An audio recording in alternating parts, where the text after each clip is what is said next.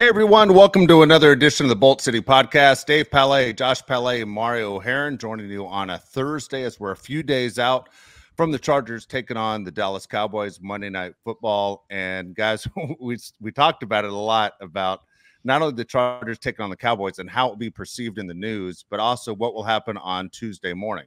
They're going to either be talking about a Cowboys loss or a Cowboys win. It's not going to be anything that the Chargers beat the Cowboys. It's going to be, where do the Cowboys go from here? That's just the narrative everybody plays with the Cowboys. And Mario, we'll jump right out because the point spread has changed already on this game and the importance it is for both teams. But it seems like everybody forgets about the Los Angeles Chargers.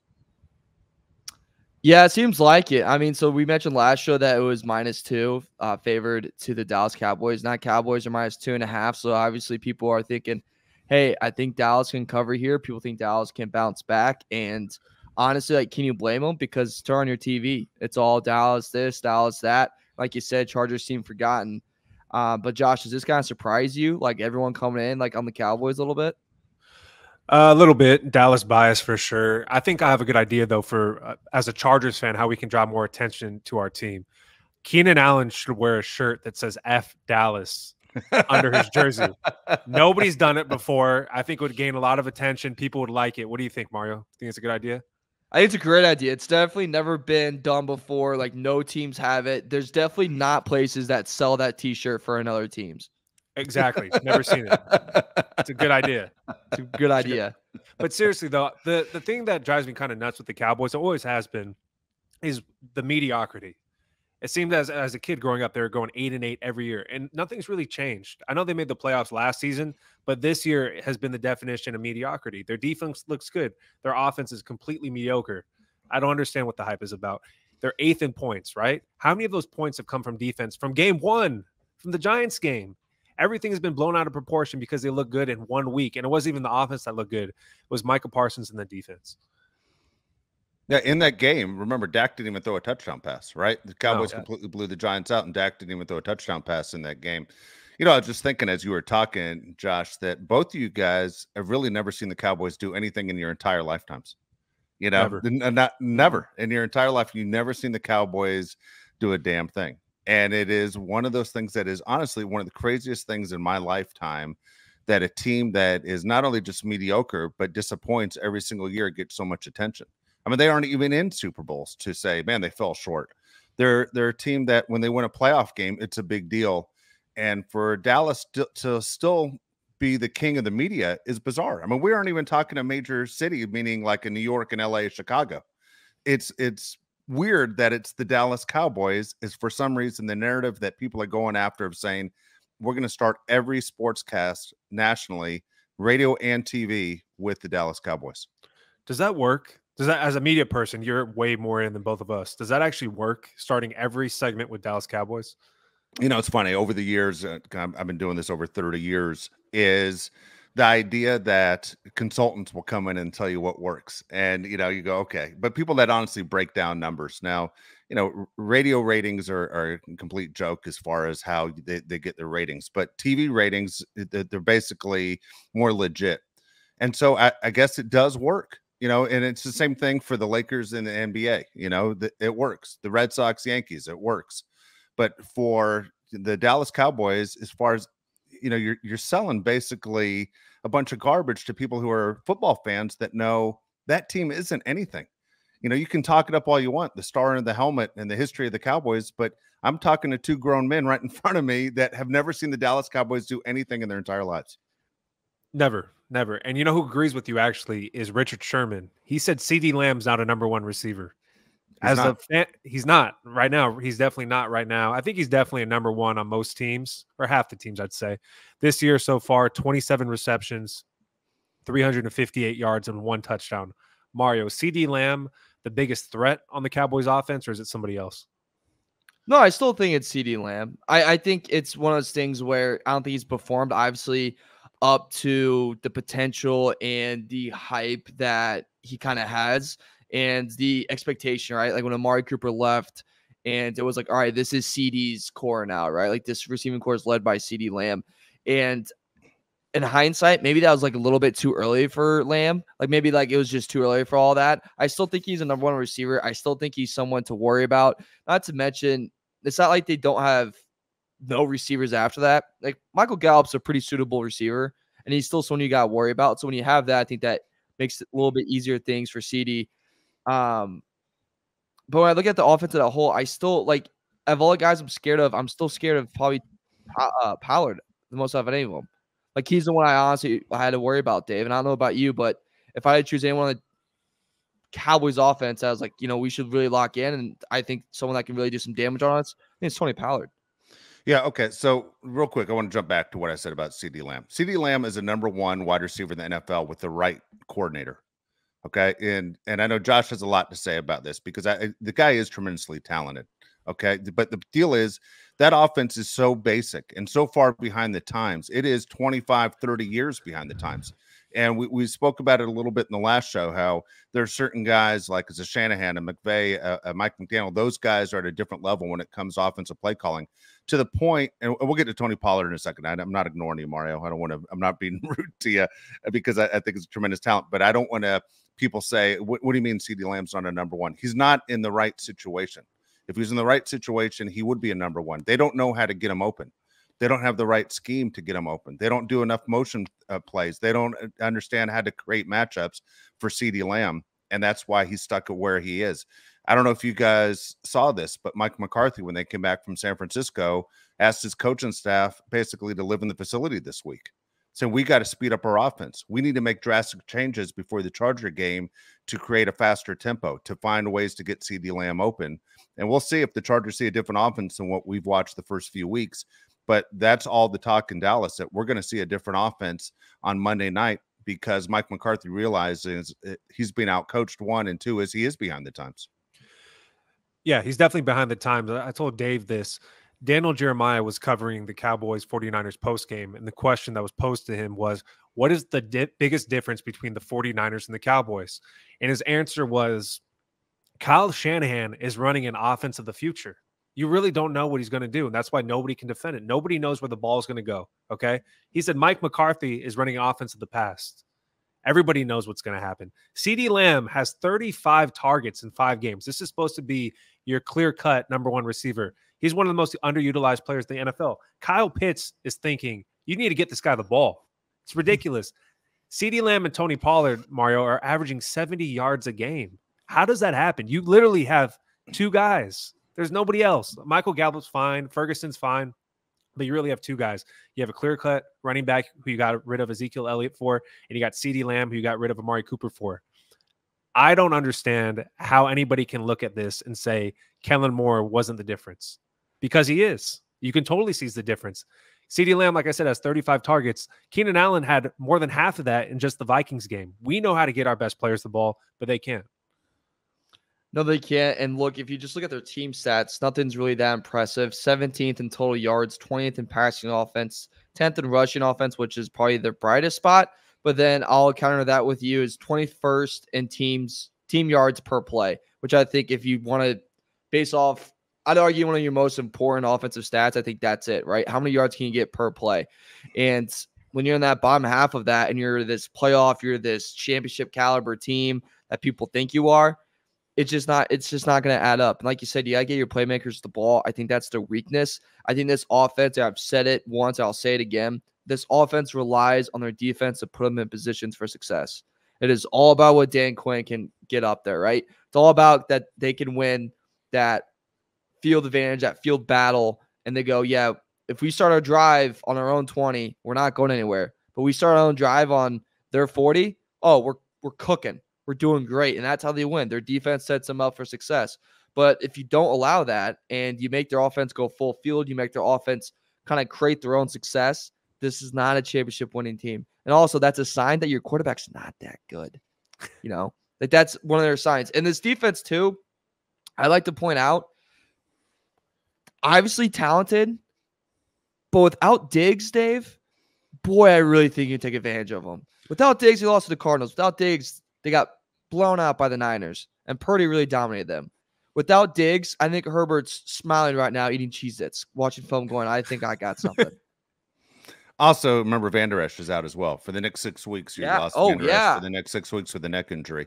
It's the Micah Parsons show is what it is in Dallas right now. It's one guy. It's one guy that you're really worried about, a guy that's a true playmaker on that Dallas defense, the defense that everybody was talking about after week 1. It's one guy in Micah Parsons.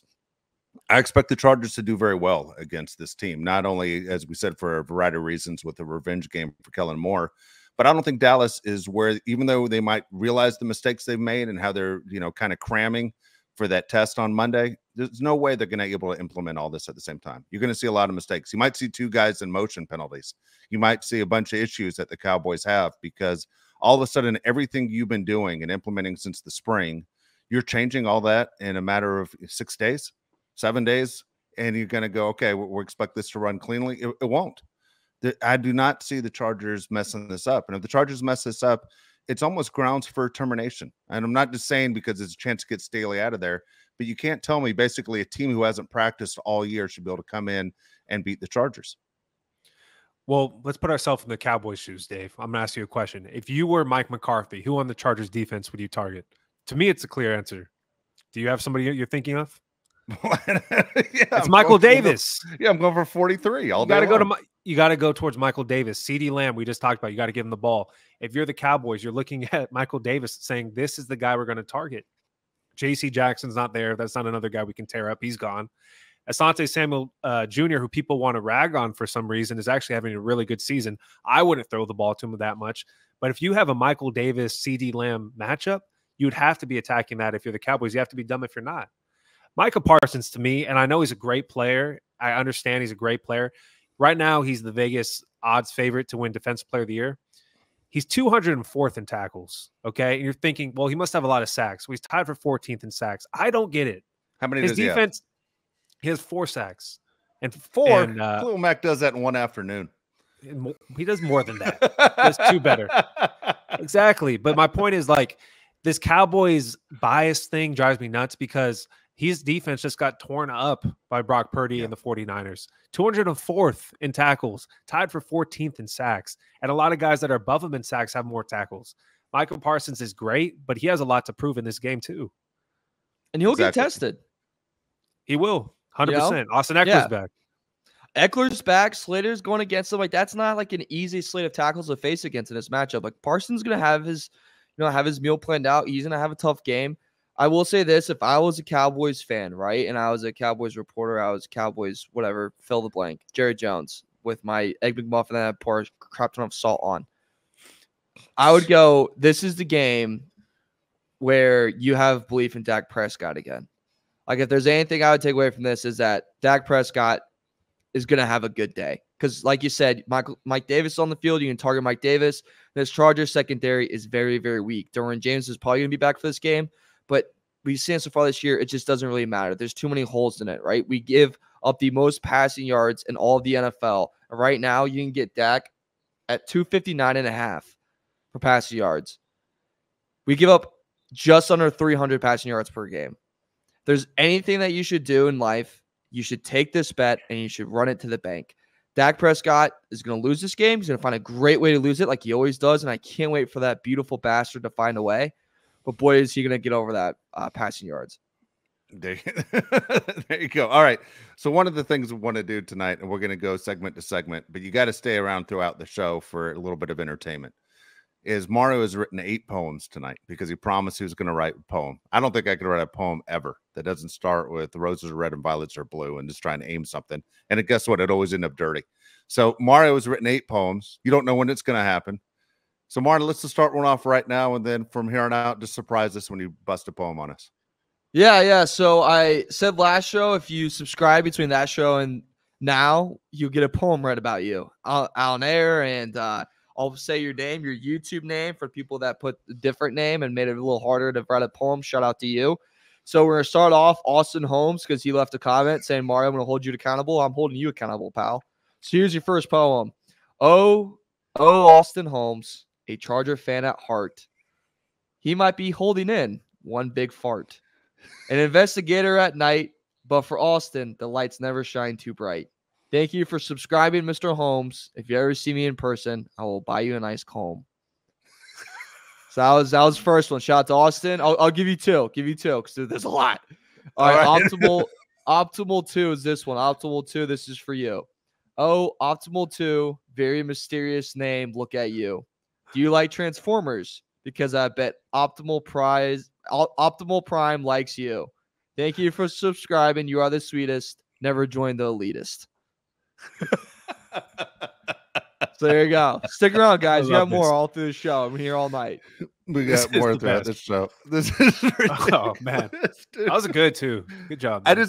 Better than I would have done. Except I was just thinking as you did the first one and you dropped fart in there. You're definitely your mom's getting a call at home. If that's school, yeah, you're getting a call. You're getting in trouble. Yeah, and your mom would yell at you.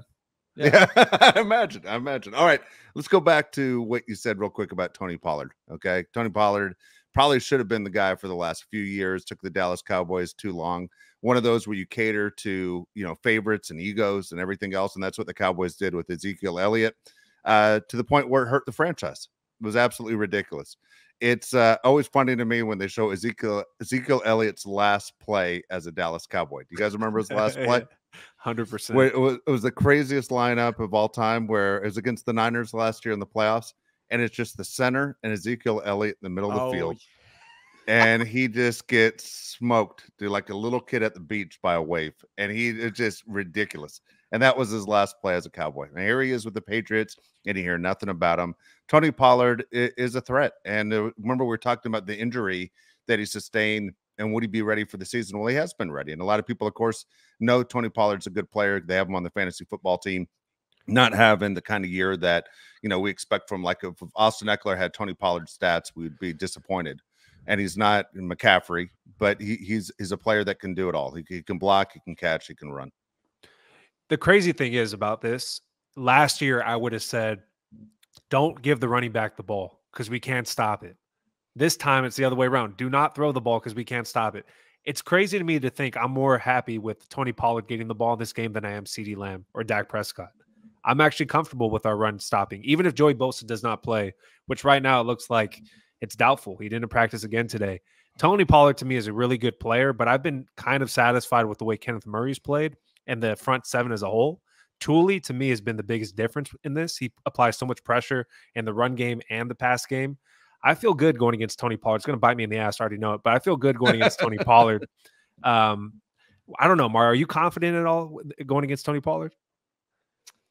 Like, I'm more confident in looking across and seeing McCarthy calling plays. Like that's the part that I trust. Yeah. And I, like you said, like that front seven's like been a stronger front seven, I would say, than like the past 2 years. I think Thule brings a completely different energy, play style to that like front. I think him and Mac work great off each other when Bosa's there. Like, he's incredible too. And even, like you said, it looks like Bosa's not going to play. I think it's going to be a big Thule game. I think Thule gets at least a sack and a half. And it's one of those things where since we're in prime time, and everyone, like you said, eyes on, people are like, dude, who's this Thule guy? Like, I think that's just something that's going to happen in this game. And then next thing you know, you're going to see a bunch of sports books put Thule at like the 6th best odds for defensive player of the year. You're like, oh, okay. So now everyone just researched who he is and thought, oh, I'm going to be smart and just go ahead and dump some money on that right then and there. So when you look at what the Cowboys' road is, okay, obviously road game against the Niners, road game against the Chargers, then they face the other California team in the Rams next week. They host the Rams. For the Cowboys, things do get tougher. We talk about the wins that they had and what a joke it was, right? When you look at the Giants and the Jets and the Patriots, those were joke teams. Those are some of the easiest teams in the NFL. To get an idea of how good they are. Remember, a lot of people after the first few weeks, are the Cowboys better than the Eagles? Are they going to win the division? Well, it's not close right now for what you see, what your eyes tell you between the Cowboys, Eagles, 49ers. The Cowboys don't belong. They aren't that team. So for the Chargers, and I understand the Cowboys are favored by 2.5, I think it's a huge mistake. And for the Charger fans out there, this is one of those where if things don't go your way Monday, you do walk out of SoFi Stadium extremely upset, and you wake up Tuesday morning extremely upset. This is, I don't want to say guaranteed game, but this is a game, guys, going in. I'm 100% feel the Chargers have this game in the bag. It doesn't seem like it's even that hard of a game to coach because I don't think the Dallas Cowboys have those weapons that I'm afraid of. It's not like you said I'm jinxing it, Mario. I don't jinx things. I'm telling you right now. It's not the Miami Jaguars. It's not Jesus. That was ridiculous. Okay. But that you never seen that before. I did not jinx the Chargers Jaguars. I don't know what the hell happened there. The world fell off its axis. I will say this, man, with when I think I did say during that Chargers Jaguars game we're going to the Super Bowl. I think I said you did. You did. You said call Odyssey. We'll take our passes. Yeah. Word for word. Exactly what I said. Yeah. But honestly, when you look at weapons like the Dolphins and you go in, they can attack you from so many different ways. I don't feel like the Cowboys can attack you offensively or defensively. I'm just not afraid of the Dallas Cowboys. And I understand, look, it's going to be a home game for the Cowboys inside SoFi Stadium. That's just the way it is. And by the way, that's the most overrated, ridiculous argument that you see in sports. The owners don't care. All those seats are sold. They don't care what jersey you're wearing, man. The money is green for everybody, and it works out. So unless you're the Chiefs, unless you're the Broncos, you're the Steelers, the Cowboys, you're going to fill up other stadiums. 49ers do a great job of doing it. Nobody cares. And this to me is stuff that kind of hardens you a little bit when you're the Chargers and you have to go on the road in the playoffs. You're used to it. You're ready to go. That's just the way it happens. One time I'd love to see Justin Herbert, by the way, do this. Like, to try and get the crowd to be quiet, like it's a home crowd for him. And if people's going to shut the hell up, we're just going to get louder. We know who we are. Yeah, Cowboys, I'm looking at their injury report right now. I think they got 18 guys on the injury report. 7 of them are resting. What a bunch of softies, man. Resting? Like, Khalil Mack can rest because he's older, but like everybody gets to rest on the Cowboys after a loss. I mean, that doesn't sit right with me if I'm on the team. Texas tough my ass. So as a Chargers fan, people are saying this is the second hardest game we've had so far. You don't feel that way, obviously. No, I don't. I was more. So you think Vikings were more concerning to you than the Cowboys? Yeah, 100%. Justin Jefferson scared the hell out of me. Kirk Cousins is better than Dak Prescott. Yes. At the time. I picked the Vikings to win that division, though, too, and they're a mess. Yes, the thing for me is the Cowboys are almost in a must-win game right now because the Chargers and Cowboys are the same almost situation. You got the Chiefs above us, which feels like we're never going to catch them. They're beating the crap out of the Broncos as we do this show. And then you got the Cowboys going for the Eagles. They're definitely not going to catch them. So it's almost a must-win game. You're always playing for the wild card if you're both these teams. The Chargers, to me, have more to prove. The Cowboys are always going to be mediocre as long as Mike McCarthy's there. The Chargers are the unknown. You have Kellen Moore, who could be the head coach maybe in the future. You have Justin Herbert, who has an endless ceiling. You got Austin Eckler coming back. People that don't watch football on the West Coast don't really know how great he is, I feel like, even though he's been in the league for a long time. To me, this is more of a prove-it game for the Chargers than the Cowboys. I agree with you. And for that point as well, if you look at the Chargers schedule, they have the 4th hardest remaining schedule in all the league, which doesn't really help to their favor. So it looks at games like this, like, hey, you kind of have to win this game. Like, you don't have a choice. Like, it's not going to get easier from here. The other thing I'll say about this matchup is, and I want to know if you guys feel the same. I think Cowboys do a bad job of beating the corner. They can't swing themselves out of a corner, right? They're a boxer. You put them in the corner. That the Muhammad Ali gift. They're dodging every punch. No, they're Rocky. They're eating every single one. I think the key for this game for the Chargers is they really got to come out and they got to go up 7-0 quick, 14-0 quick. Like, they kind of got to pop first. Because I think if you pop them first, they go down. And then they don't really bounce back up, right? Like, you look at the Giants and their Jets wins. That was early and often. They were in their face. And early and often they dominated. Cardinals came out swinging on them quick. Niners came on swinging them very quick. And then the Cowboys laid down and they died.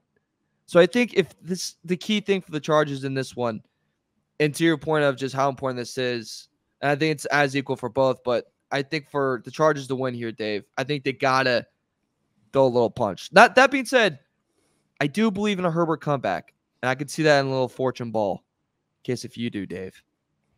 I do. I think the Chargers play well. I mean, I'm completely sold on this game. I wish it was today.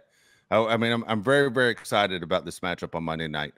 So when you talk about they have, one of the toughest schedules in the league, in the remaining games, guys, I count 8 automatic wins for the Chargers. Use the word automatic very loosely. Yeah, you're scaring me a lot right now. Okay, I'm going to throw my automatic wins, and this is why it's important they win this game, okay? I'm going to throw the automatic wins at you guys. Tell me if I'm wrong when I say automatic wins. Okay. I'm going Cowboys. Don't say a word. Bears after they face the Chiefs. Jets at the Jets. Okay. At the Packers. At the Patriots. Broncos twice. I think they have automatic wins. And the Raiders. Those are all automatic wins to me. Do you disagree? At the Packers, not going to be that easy. Just playing in Green Bay, it seems tough. I don't think Jordan Love's any good, but I don't think it's automatic. I don't think the Cowboys game is automatic. I don't know why you keep saying that. This isn't an automatic game. We're not even favored in this game. How's it an automatic? Because I don't think it's an automatic win either. That's the Cowboys. Look, if it was a team with the same exact roster and it was, let's say it was the Texans, same exact roster, Chargers would be favored in this game. Yeah, you're probably Dallas right. Cowboys. Come on, roster for roster, it's not even close. I feel that way about the Chargers in a lot of games they play, and they still manage to lose. I mean, the Chargers have done that for years. Ever since I was a kid, we've always had stacked rosters. Turning a new leaf. I'm with you. Look, man, if you're a Charger fan, which you are, who are you looking for as the guy that's going to take over? And don't say Justin Herbert. Who on the Chargers do you think needs to step up for them to win this game? Offense and defense. Sorry, I'm going to cut you off, Mario. I'll let you answer right after me. It's a no doubt. It's Austin Eckler. Austin Eckler has been complaining about his contract. He wants to get paid. He knows that he's showing off when everybody is watching. Everyone is watching on Monday night because everyone has the day off on Tuesday. And every NFL exec and every NFL player is watching Monday Night Football. And he knows he's not only sitting there playing for himself in his coming out party against the Dallas Cowboys, but he's also playing for 31 teams that might offer him a contract. This is Austin Eckler's game. He had it circled on the calendar, and this is the game he said, I'm going to stop faking the injury on this game, and this is the game I'm going to play. All right, well, me and Josh don't think he's faking an injury. It's just a quick FYI. Okay. But I do agree with you that I think this is Eckler game. I think this is a 2-touchdown game for Eckler. Like, if I had to guess a guy that's going to go off, I think it's definitely him. The way he ran the ball hard in that first game and looked like, all right, we're going to be a running team this year, and it's going to be really exciting. Gets injured, doesn't really work. But like you said, the stage couldn't be any bigger for you, right? You want a new contract. You want more popularity. Helps with business. You want your name out there. Yeah. Monday Night Football. All eyes are on you. On against probably the team that gets the most coverage besides, maybe Mahomes. This is all it for you. This is all it. And this is all for you also, Seth 00104. Seth 00104. Your name kind of sounds like a Star Wars character. Trust the Force. Maybe even buy a horse. Oh, Seth 00104. Are you any good at Connect 4? If not, there's the door. Go Bolts. There you go. Yeah. I'm going to throw stats at you right now. I'm going to make you guys even more nervous. All right. 120 yards rushing, 70 yards receiving, 8 receptions, 2 touchdowns. For Austin Eckler. Austin Eckler. Big game. Big game. Huge game. Huge game. I love it. He's on my fantasy team. So. Me too. Yeah, when all of us. Been scoring me all year. Yeah, me too. He's been milking that ankle. What about defense, Mario? Who's the guy you're looking at?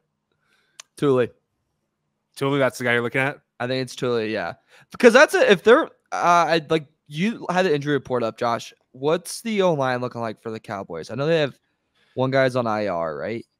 I can't remember off the top of my head. I believe so. The Cowboys, they got everybody on rest. They got Tyler, the center. He's a full participant. He's not on the injury report anymore. You got Tyrone Smith, who's resting. Okay. You have Zach Martin, who's resting, and then everybody else is good to go. But Indy legend, by the way, in case you're wondering. Which one? I was wondering. Zach Martin. Oh yeah, Notre Dame guy. Yeah. Well, more Indy than Notre Dame, but yeah. All right. So when you look at, I agree with what Josh said about Thule, by the way, but Thule's going to be one of those guys he's not going to get talked about on TV a lot because unless you're a big time football fan and you follow what Thule does, you aren't going to be paying attention. It's going to be one of those where you're going to notice the Cowboys offense is stopped because of him, but he's not going to be the guy that, they pay attention to the sacks, right? That's always the stat and what people are looking at, or the interceptions. He's not going to get a bunch of either one. Okay. He's not going to get an interception and he'll be lucky to get 2 sacks.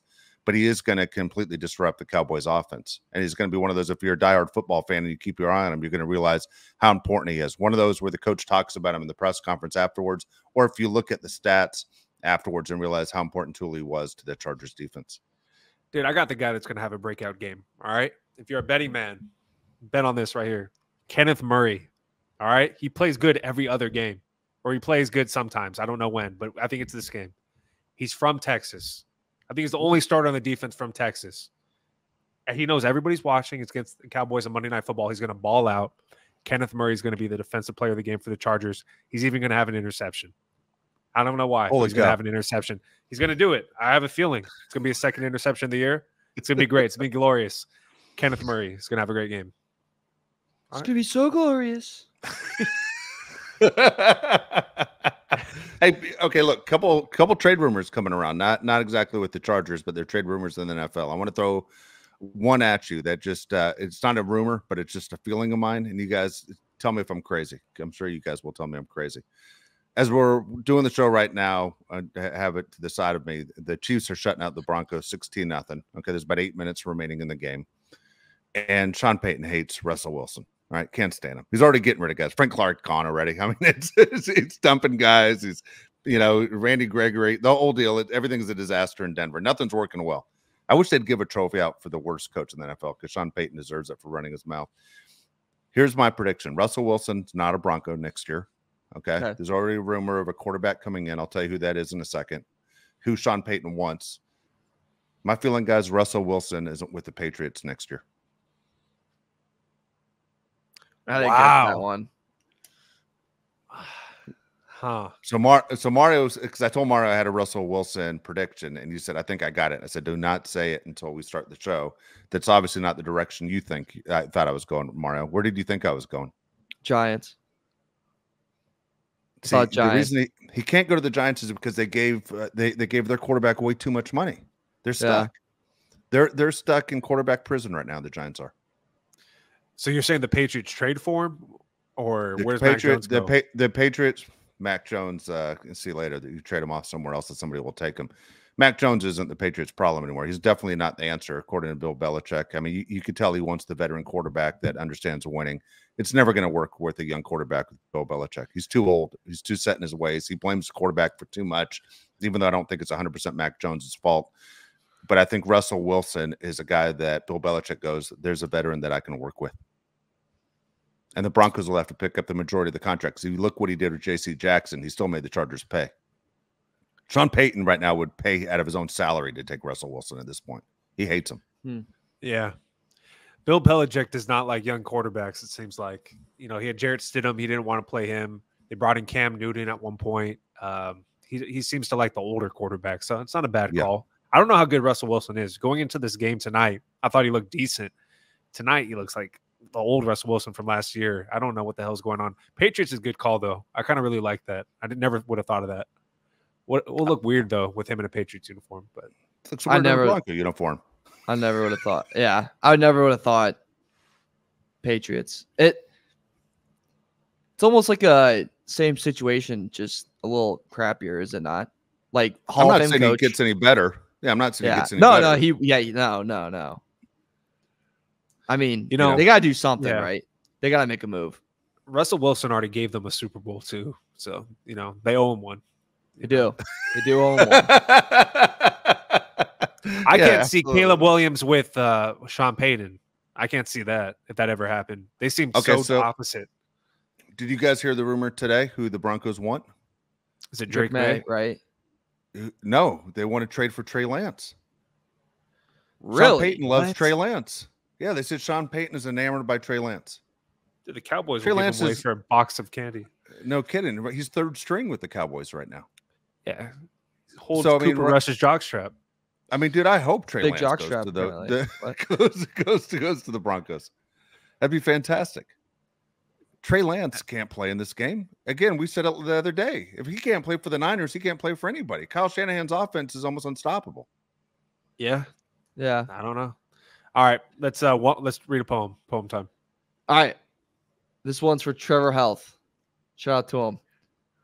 Oh, the Bolt fan, Trevor Health. You look like you have a lot of wealth.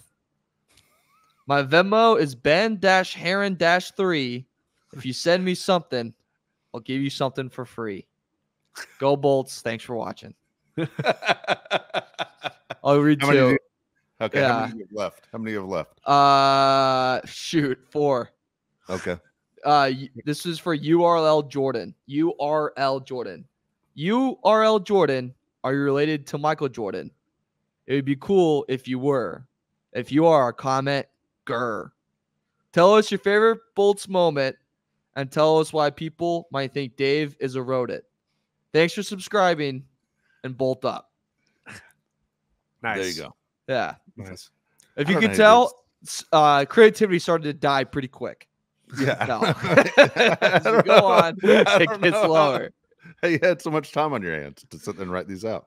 Yeah. All right, let's pick games. This is my favorite part of the week right here, picking games. We're all doing well, by the way. All of us are doing okay. Yeah. With accurate counting. All right. Let's start this off. So starting off, we have another European game. So I think this is the last one for at least a little bit, and I believe there's one more. So this one's Ravens, Titans. Ravens are favored by 4.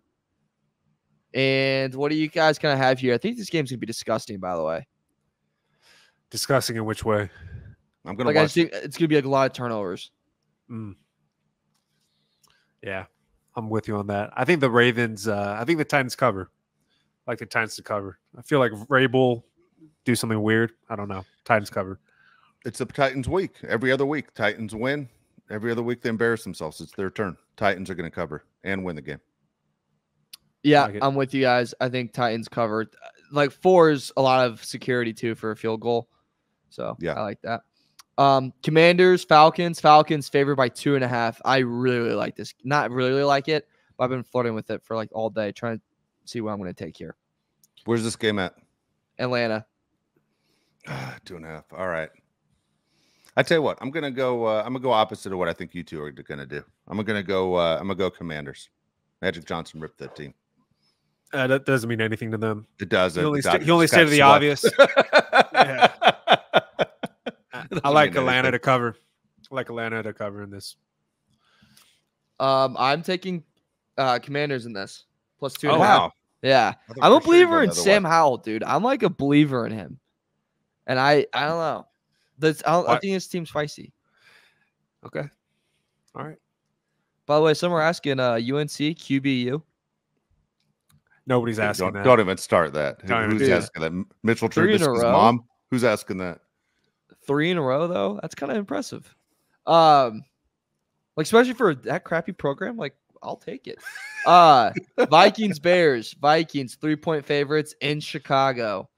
Chicago will be getting up for this game. I don't say that much. All right, then you go ahead and pick it. I think Bears cover in this one.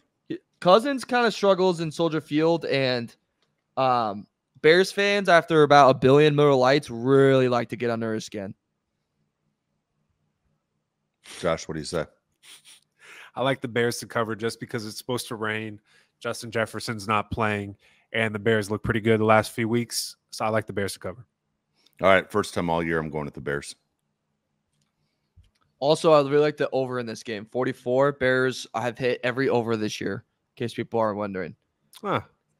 I think the Bears are going to need to score the majority of those points, though. I don't see how the Vikings have a lot of weapons in this game.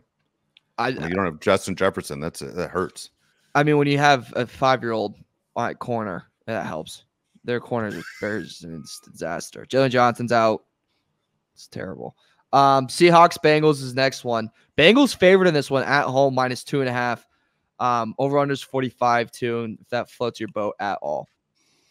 I'll go Bengals. I'll go first. I'll jump on that right there. I think Joe Burrow is finally healthy. I think the Bengals are going to do kind of what they did last year, where they started off slow and then caught fire. I'm going Bengals. I like Bengals, too. Start a little win streak here. DK Metcalf's talking crap about Jamar Chase, that Witherspoon had his number last time. Jamar Chase is always open. I like the Bengals to cover. God, I can't. I'm Seahawks. Okay. I really, really like Seahawks here. It was a cute game last week. Bengals had a cute game. Not a very talented team they played. They had a cute game. You know what it reminds me of? Got back. You guys, I don't know if you guys have ever seen this clip, but there was the Seahawks at the Bengals where the fans in Cincinnati were throwing garbage on the field. They're throwing all kinds of junk on the field. Do you guys remember this clip? And Sam Weiss, the head coach of the Bengals, goes over and grabs the microphone. And he just, instead of saying, we want everybody to stop throwing garbage on the field because we're going to be penalized, he just goes, you live in Cincinnati, you don't live in Cleveland. And he just took a shot at Cleveland randomly because people in Cincinnati hate Cleveland. And it's like, they're not even playing the Browns. And he took a complete shot at Cleveland fans. It cracked me up. But that was the game. They were playing the Seattle Seahawks at the time. I'm still going Cincinnati. Fun fact, used to, when I lived in D.C., like my whole friend group I had there was all from Cincy. Skyline dip, not bad. Skyline chili, first? Yeah, Skyline. What did I say? Dip. I literally just said dip. Yeah. Yeah. Well, Skyline chili and dip. Yeah, that's what I meant. Not bad. Not bad. Overrated. Overrated, man. You think so? Not a fan. The hot dog's overrated. Hot dog's overrated, but everything else Josh, is okay. It's literally, I've been there a million times. Believe it or not, I used to go to Cincinnati all the time. First NFL game I ever saw was Cincinnati Bengals against the Browns. But Skyline chili, which is, you know, what they're known for, it's basically the spicy chili. That's like, you could taste like sugar in it, and then they dump it on spaghetti. Yeah, it's overrated, Ben. It's not that good. That sounds horrible. I don't like that. I know Josh wouldn't eat it. Josh is Italian. He'd throw it right in the trash. I'm with you, dude. The noodles at the bottom of it, that's a crime. Yeah, take your mom there. See how that goes, Mario. Oh, she throw it right in the trash. Yeah. We were there once. I was a little kid, and she was like, "This is disgusting." And like the waitress was like, "All right, all right." But I like Skyline chili. I think it's pretty good. All right, Niners -9.5 against the Browns. No Deshaun Watson for this game. This is in Cleveland, though. The game could be on Mars. I mean, it doesn't matter where the game's at. 49ers to cover. I don't know why anybody would pick against the 49ers after what we've seen. Yeah, I'll lose watch, but 49ers to cover. Josh is right. They could be favored by 19. Right now, everybody on the planet is so amazed with how the Niners looked against the Cowboys. You're crazy to pick the Browns in this game. I'm going Niners. Not saying they're going to cover. It sounds ridiculous to go against the Niners. Lowest over-under of the day, too, by the way, at 36. If you want to flirt with that at all. I'm taking Niners as well. Yeah, isn't that crazy? 36. That sounds odd. Yeah.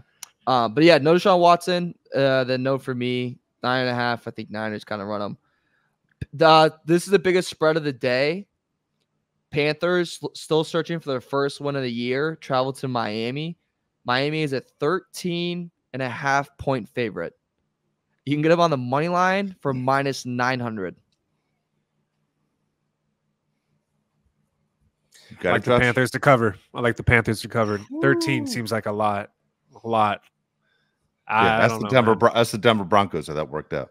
This is a home game for Miami, right? Miami is one of the teams playing a lot of road games. Miami is going to put on a show. It's not going to be easy. It's not going to be easy for the Panthers, I should say. Miami is going to blow them out.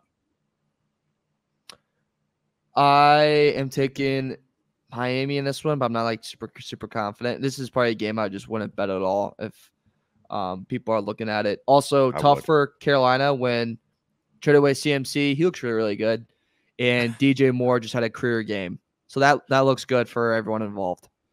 That would probably help your rookie QB. Dude, I would bet this game without a doubt. I would really 100%. Your boy Achan's not playing. That's fine. They don't need him. They don't need him. All right. Colts Jags -4.point favorite over the Apples Colts. This is in Jacksonville. I hate this matchup more than any of them in the NFL. I can't stand them. You know what? The reason I hate this matchup is for some reason the Colts should always take care of the Jags, but they always have a problem with the Jags. I'm going to go with the Jags. I'm going Jacksonville. So who's starting for the Colts? Is it Richardson or Minshew? So Minshew revenge game. Yeah, revenge game. I like revenge game. Yeah, I like Colts to cover. Revenge game. What'd you take, Dave? I took Jacksonville. This is a game I would not bet, by the way. I wouldn't bet this game. No. Is there a division that has worse rivalries than the AFC South? No. Nope. There's truly no like hard rivalry. Yeah. at all. Nobody goes, well, wait till, I got to get tickets to the Texans game when they come to town. No one says that. No one says that. It was good at one time when it was Steve McNair and Peyton Manning. That was the only time it was good. For a hot sec. When were the Colts created? The Indianapolis Colts. Like 1983, something like that. 83, 84. Wait, so they're Josh, the only franchise that's been around for 20 years, for like 25 years. Yeah, how about Titans that? Didn't exist. The Jaguars didn't exist, and the Texans didn't exist. Crappiest division ever. It's true. That's a good point. But yeah, no one's like, dude, Texans, Colts, they really get after it. Yeah, no. They really hate each other. Next one, Saints, Texans. Texans are at home. Saints are 1.5-point favorite in this matchup. This rounds up the noon 10 a.m. slot of games. Sorry, I just hit my mic. That probably sucked for listening on podcast. What do you guys think here? See, this is the last game I'd bet this weekend. I'm not confident at all. I'll go Saints because their defense is really good. I like the Saints to cover. I'm with Josh. I'm going Saints as well. I never thought I'd be afraid of CJ Stroud, but I never know how good he's going to be. I'm really impressed with him. I'm going Saints. Where you guys zig, I'll zag, baby. I'm taking Texans in this one. D'Amico Ryans, I think, outcoaches Dennis Allen in this. It's not hard to do, but yeah. No. Under. So the over-under is 42.5. Holy hell, would there be no scoring? Yeah, there's not going to be any scoring in this game. I'm with you.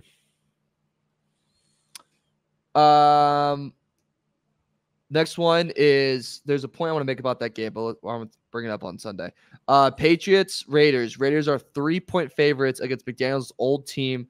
Lots of storylines for this one. There certainly will be replayed over and over again. Jacoby Myers obviously facing his old team. So what do you guys kind of think here? Jacoby Myers helped the Raiders win last time they faced each other. Remember, it was the greatest play all last season. Jacoby Myers Mac Jones got murdered. No, he threw the ball to Chandler. Yeah, but he threw the ball to Chandler Jones. Remember? Yeah. Jacoby Myers had the ball and just turned around and gunned it right to Chandler Jones, and he ran for the game-winning touchdown. How's Chandler Jones doing? Anyway, I'm going Raiders. What's the spread? 3. I like the Patriots because I just don't trust the Raiders. I like the Patriots. How do you trust the Patriots? Have you watched? How do you trust the Raiders? Have you watched? I think the Raiders are about to go on a roll when you look at that on a run when you look at that schedule. Dude, you don't think Belichick knows Jimmy G and Josh McDaniels? It doesn't matter what he knows. Look what he has. He has nothing to work with. All right. His best player's not playing. Juden's not playing. Mac Jones is playing. What? You know how many Patriot fans right now just threw up? Yeah, you're probably right, but I'm gonna go Patriots just to be different. I'm taking Raiders here. I'm all in on the Raiders for this. I think the Raiders. It's a 17. I think this game would be like 17-6 with a missed extra point. Yeah, someone's gonna miss an extra point. Yeah, probably not even miss it. They stupid. just don't catch the snap from the center, bobbled snap. Yeah. Hate to be right about Mac Jones. Cardinals, Rams. Next one, Rams 7-point favorite at home. This is also a spread. I think this is the hardest spread to figure out. By the way, I don't know about you guys. This is my hardest spread to figure out. You go, Dave. Okay, so Cardinals play extremely tough. I tip my hat to what the Cardinals have done. They have completely surprised me. It's hard to play well and give 100% and everything you have when you know you have no chance of being a playoff team and you know you're set for last place in your division. But the Cardinals give every team a run. I'm really impressed watching Arizona Cardinal games when I have to. I'm not like I'm sitting down going, when's that Cardinal game starting? But I like what the Rams are doing. I think they're starting to click a little bit, especially getting Cooper Kupp back. I like the Rams to cover. What do you got, Mario? It's just that's such a big spread for one, a divisional game, and two, for a team that's really, really scrappy. And yeah, like the Rams are getting healthier, and I think they can really start putting something together here. It's just too big. It's way too big. So I think the Cardinals do cover. I think Rams 110,000% win this game. If anything, I think you should tease this game if you're talking gambling and buy like 6 points, and probably the next game we're going to talk about. But I'm going to take the Cardinals at least cover it. See, I like the Rams to cover here. I think the Cardinals are brought down to where everybody thought they're going to be, and they start just sucking after this. So I think the Rams are going to cover and blow them out. We're all different. I like this. So this is the next game. I mentioned the teaser thing. I would tease the Rams down to -1 and the Eagles down to I should say just a point favorite for both, and you can parlay that and get probably like even odds. I would do that for these two games. The Eagles face the Jets. They're a 7-point favorite in New York. What are you guys going to do here? I think for this one, I'm going to say Eagles -7, but I'm not like fully invested. You know, the Eagles haven't looked that good to me this season. I do like them to cover against the Jets, though. I don't trust Zach Wilson to put consecutive good games together, so I like the Eagles to cover. I'm with Josh. I like the Eagles to cover. I'm with you, though. The Eagles don't look polished like the Niners do, but I think they're going to get there. This other game that I think this one is so interesting, just like the spread and like the respect the Bucs are getting. Lions 3-point favorite in Tampa Bay. When will we relax on the respect for Tampa Bay? It's a tough game, dude. This is a tough game, man. They picked it pretty good. Yeah, I like this. I'll go Buccaneers to cover. I go Buccaneers. I have no good reason why. I go Buccaneers to cover. Just to be different, I'm going to take Lions. If Josh said Lions, I would have gone Buccaneers. That is a tough one to pick. Who would have thought you'd be excited to watch Buccaneers Lions? Like literally, when that game's on, I'm going to pay attention to what's happening. I could be so wrong. I think Lions blow them out of the water. Wow. Blow them out of the water. I think they gotten lucky. They played with a lot of heart. But at the end of the day, I don't think their head coach is that great. I think Todd Bowles gets very much outcoached, and we saw that a lot last year. I think the Lions have way more weapons, way more talented of a team, and they are playing a lot better. I really, really like the Lions in this matchup. So -3, give it to me. I'm probably going to bet that with my own money. Our last game for the Chargers game. Giants, God bless America for making us watch this game. Giants, Bills 14.5 points. Go ahead, Josh. I like the Giants to cover. 14.5 seems like a lot for a team that has a lot of injuries. And I know the discrepancy in talent here is ridiculous, but it's just too many points. I'll go Giants to cover. I'm going to go other way. I'm going to go Bills. I don't think there's a time the rest of the year I'm going to pick the Giants. The Giants are terrible. It's a terrible team. Yeah, I'm going to go. Wait, Josh, did you say Giants or Bills? Yeah, you picked Giants. Giants, okay.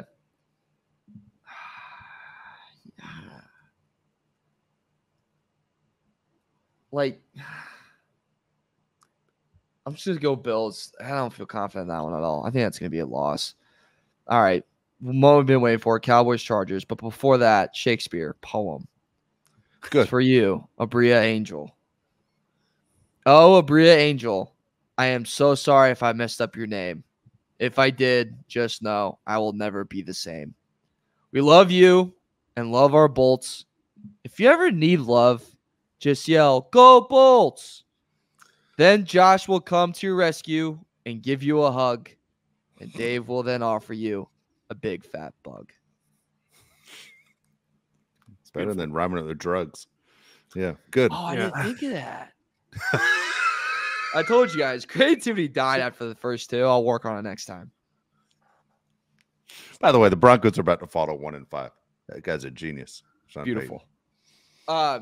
Chargers, underdog, 2.5 points. You mentioned it. Over-under is the highest. Stop me if you heard this before. Highest of the weekend. Chargers, 50.5 points. What do you guys think? I'll go first. You guys already know where I stand, so I'll let you guys jump in since you guys get nervous when I'm sitting there throwing crazy predictions out there. I'm going, you parlay it. You're going Chargers, and you're taking the over. Life's too short to take the under, right?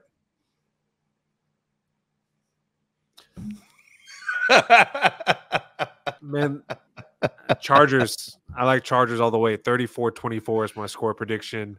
Chargers just have too much talent for me compared to the Cowboys. And I know it's crazy because everybody likes to talk about the Cowboys have DeMarcus Lawrence and Micah Parsons and Dak Prescott. The only person on that team that scares me on defense is Micah Parsons with Trayvon Diggs out. And right now, CeeDee Lamb and Tony Pollard have not been playing up to the standard that we expected. So I'm going to go Chargers to cover and to win by 10 points. Ooh. I didn't give you a score. Do you want me to give you a score? Of course. 41-17. Nice. Hope you're right. They lost by 32 last week. To the best team in the league. Yeah. I got it. This team's had 2 weeks to prepare. We lost to the Titans. Cowboys are cramming. Yeah, we lost to the Tennessee Titans. We don't want to talk about that. Passes for cowards. That's what Mike Ditka used to say. Legend. I know he is. That's why I quoted him. Top 5 tight end. So I like Chargers here. I think Chargers plus 2.5. I like that. He's not. He's not. Like I said, my turn. I didn't mean to talk while you interrupted me. Sorry. Chargers plus 2.5 on the money line plus 115. Look, I think the Chargers win this matchup. I like the over 2, over 50.5. I mentioned I like Dak's over in pass yards, 259.5. I think CeeDee Lamb reaches the end zone. If I don't know the price app, I would take that one. I think how the Chargers win this game, as I said it earlier, they come out and they pop them in the mouth quick. They pop them quick. They score on the first drive. They put the Cowboys in a hole because they can't get out of one.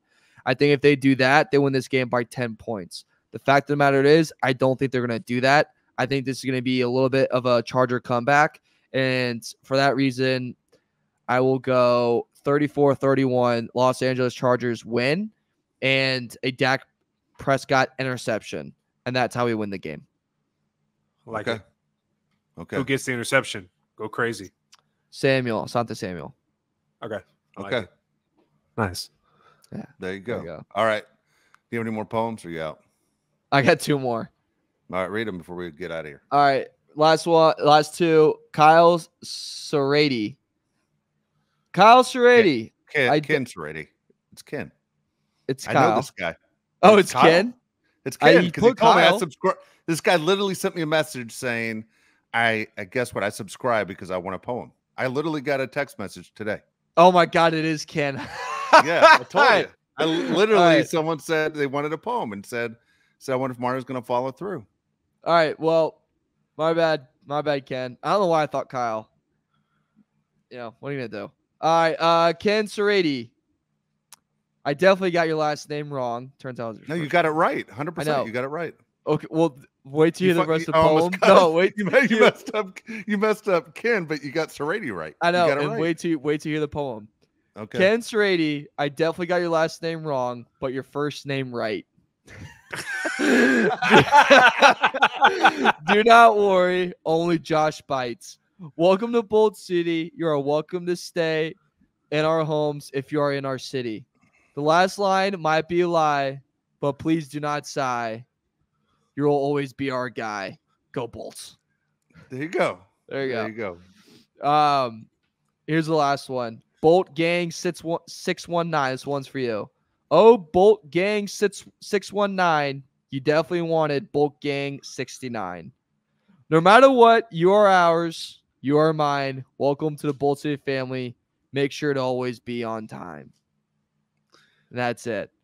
There you go. Yeah. Good job for you for following through. You went above and beyond. Hey, we'll keep it up. If you subscribe and you get your mother to subscribe, we'll keep doing the poems.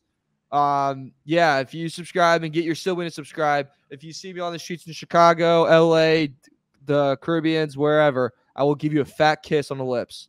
Maybe even add a little tongue in there. So, balls in your court. All right. Take it easy, Zach Wilson. Holy cow. All right. Look, we want you to subscribe, as Mario says. All right. That's the way we're going to go. YouTube, please subscribe. Again, Bolt City Podcast, courtesy of Odyssey. We thank you for listening that way as well. Leave the comments, man. We love the comments. All 3 of us always talk about the comments that you leave.